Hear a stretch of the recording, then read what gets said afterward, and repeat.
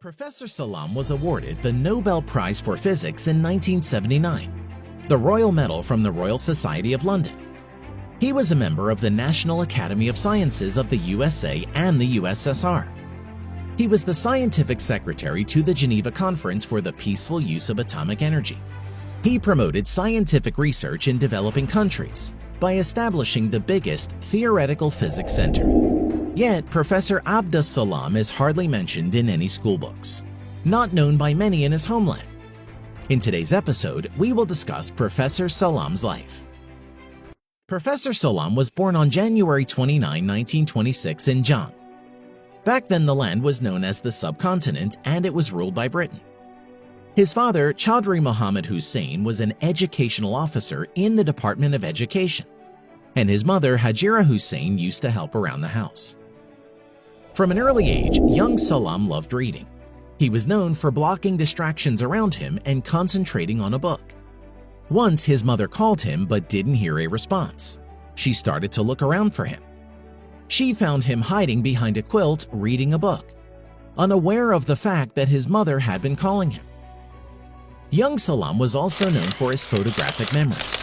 His teacher was once walking with him and his schoolmates through a street and they passed various shops. When the group reached the other side of the intersection, the teacher asked Salam to name shop boards that they passed. Salam, after thinking for a while, started naming boards. The school he was attending had limited resources. During a lecture at the school, the teacher asked students if they knew what gravity was. Almost all the hands went up. The teacher continued by asking if students knew what electricity was.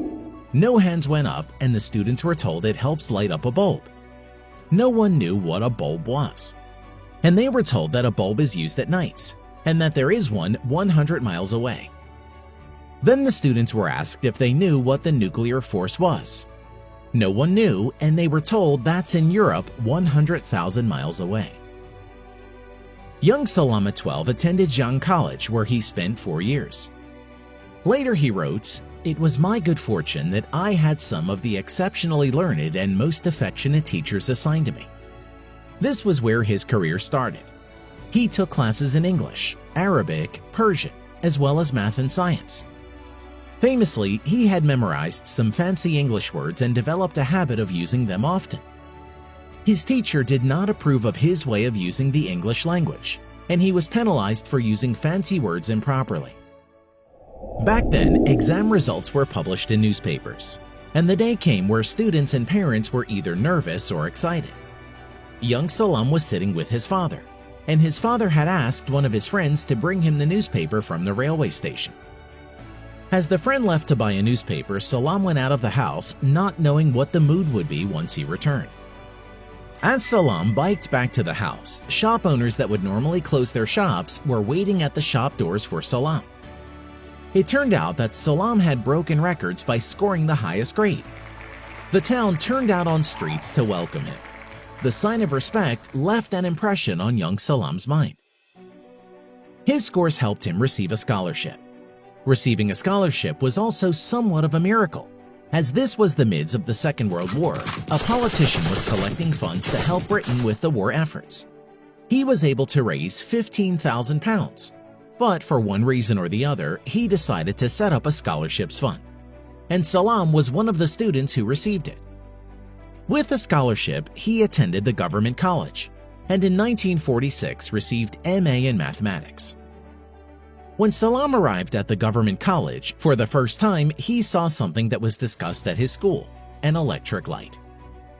Later in 1946, he was awarded a scholarship at the St. John's College, where he took BA in mathematics and physics. What he had learned from Cambridge was not just education. He was introduced to a new culture and a lifestyle. And it all started on his arrival at the campus. As he arrived in Cambridge, he asked one of the college helpers to help him with his luggage. The man pointed at a wheelbarrow and told young Salam to help himself. He noticed that students treated each other and their professors differently from what he was used to. He saw students using 3 to 4 colored pens to keep their books in order. Even though his classmates were younger than him, he felt behind. It took him 2 years to get used to the new culture. At the college in Cambridge, students were required to be back at their residence by 10 p.m. If for some reason a student was late, a fine was imposed. After the war in 1947, Salam visited Germany and saw the destruction war had caused in the country. All buildings were collapsed and the city of Munich was nearly inhabitable. The visitors would stay in a tent, and this is where Salam met a German scholar who wanted to learn Punjabi. The German scholar was compiling a German Punjabi dictionary and met the professor to get his input. Professor was amazed that even with the destruction in the city, people were looking for knowledge. Germans believe that by learning and teaching, they can rebuild their city as it once was. Salam learned then that access to correct knowledge and implementing it with hard work and patience can help rebuild society. And that is what he set out to do for his birthplace, Pakistan. By 1947, the subcontinent was divided among two nations. With his experience from Cambridge and Germany, the professor set out a challenge for himself, building a major center for physicists in early 60s. With his plan, he decided to move to Pakistan and started teaching math at Government College in Lahore. Teaching was a means to the end. He wanted to see if building a center was possible or not. But the professor soon realized that it was impossible to build a research center due to limited libraries and no like-minded individuals. Saddened by what he saw, he wrote that there is a vital link between the economic downfall and education. Inappropriate education system is causing a national crisis, and not just in academics but also in human character. In a letter, he encouraged youth to think about their past and the future. He told the youth that they should ask themselves, why did the British rule over the subcontinent? What advancements they had at their possession that allowed them to come to the subcontinent and rule over them? If the British knew the art of sea travel, who taught them this art in the first place? He wanted to remind everyone in Pakistan and India that they have missed out on something big, and the only way to get it back was by changing their educational system. Not having enough resources, Professor left Pakistan in 1954 for a lectureship at Cambridge. However, he kept making visits to Pakistan as an advisor for science policies. He was a member of the Pakistan Atomic Energy Commission, the Scientific Commission of Pakistan, and was chief scientific advisor to the president from 1961 to 1974. As the chief scientific advisor, he helped launch a high-quality research institution, PINSTEC. And in 1961, he established Pakistan's space program, Suparco. In 1964, Professor Salam succeeded in setting up the ICTP in Trieste, Italy. Italy at the time wanted a center and was willing to invest in it. Today, ICTP label themselves as the Abdus Salam International Centre for Theoretical Physics. The center has been a driving force behind global efforts to advance scientific expertise in the developing world. ICTP seeks to accomplish its mandate by providing scientists from developing countries with the continuing education and skills that they need to enjoy long and productive careers. The vision Professor saw came to reality. In 1970, Salam helped set up Pakistan's first nuclear power plant in Karachi, with the help of Canadian and Pakistani engineers. For Professor, things were not as good as he expected, but he was happy working in two continents. People knew him through his projects from Europe and Asia. But then, in 1974, things got worse for the professor. The National Assembly of Pakistan declared a law that excluded Ahmadis from practicing their religion. Professor, in protest, left the country. 5 years after leaving Pakistan, Professor Abdus Salam became the first Pakistani to win a Nobel Prize. To this day, he remains the only Muslim to win a Nobel Prize in physics.